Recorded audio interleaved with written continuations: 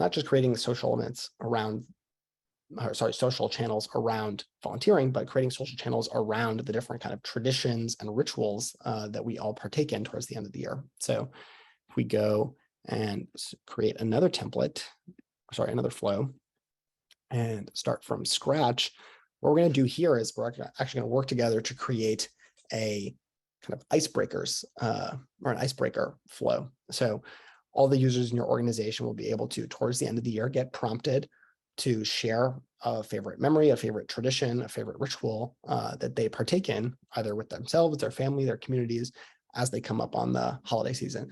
An opportunity to get to know each other deeper, to prompt conversations about people's different cultural experiences. So we'll create that here. So call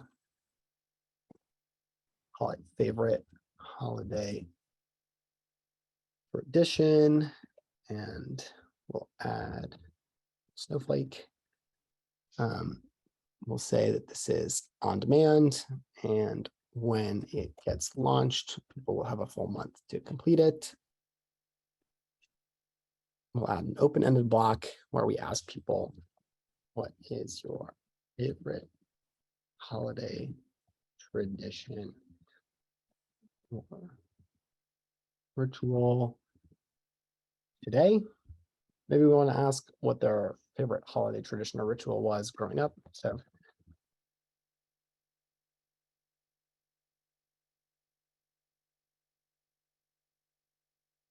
oops, what was growing up?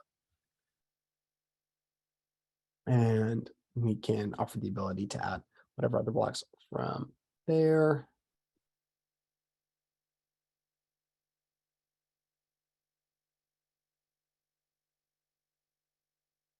Share, okay, so description, share your favorite holiday traditions with your team.